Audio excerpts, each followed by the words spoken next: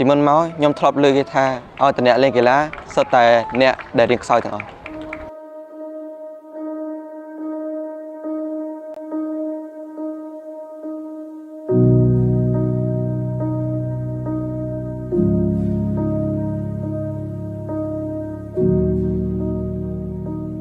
ជម្រាបសួរខ្ញុំបាទឈ្មោះសៀនសុតនាបច្ចុប្បន្នជានិស្សិតឆ្នាំទី1នៅសាកលវិទ្យាល័យ AUVP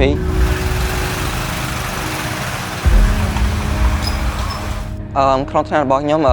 ពួកម៉ាក់ខ្ញុំទាំងអស់គ្នាសុទ្ធតែដឹងថាខ្ញុំជាកីឡាករហែលទឹកហើយនឹងចូលចិត្តរត់អ្នកខ្លះក៏លើកទឹកចិត្តទៅអ្នកខ្លះក៏គេថា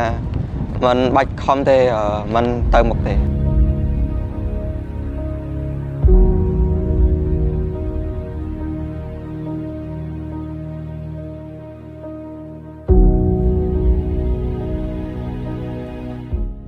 ការលេងកីឡាអំឡុងពេលបណ្ដប់គឺខ្ញុំមានការវិភាគខ្ញុំច្បាស់លាស់គឺខ្ញុំបែងចែកពេលណាគួរលេងនិងពេលណាគួររៀន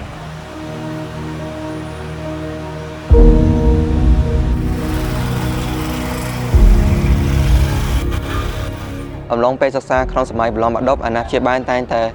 ផ្ដល់យោបល់ថាគួរតែសម្រាប់ការលេងកីឡាសិនទៅហើយយកពេលមក focus លើការរៀនសូត្រសិន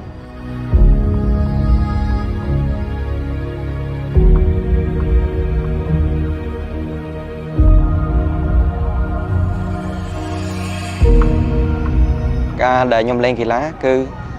វាអាចធ្វើឲ្យយើងឈឺរាងកាយដែលអាចបិទឈប់យើងពីការរៀនសូត្រមួយចំនួនប៉ុន្តែវាក៏ផ្ដល់នូវសុខភាពឲ្យយើងវិញដែរ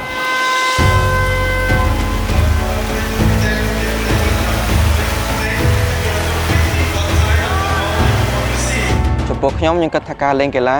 វាមិនមែនជាគ្រាន់តែការផ្ដល់នូវសុខភាពល្អរបស់យើងទេប៉ុន្តែវាក៏ជួយនៅ mindset របស់យើងដែរគិតបានជ្រះថ្លាហើយនឹងគិតបានជ្រាលជ្រៅ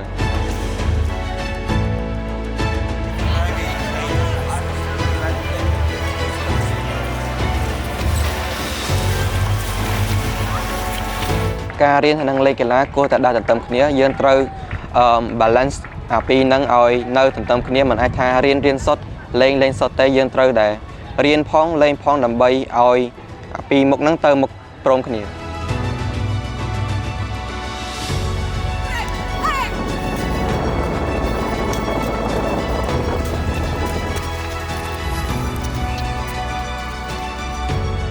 ការរំពឹងទុកខ្ញុំដំបូងគឺខ្ញុំរំពឹងនីតិ A ប៉ុន្តែនៅពេលដែលជាញ៉ៃប្លុំមែនតើខ្ញុំបានបាក់ទឹកចិត្តមែនតើខ្ញុំរំពឹងតែនីតិ B ទេប៉ុន្តែផ្ទុយទៅវិញនៅពេលដែលខ្ញុំចប់បាក់ដប់នៅពេលដែលប្រកាសលទ្ធផលគឺខ្ញុំបាននីតិ A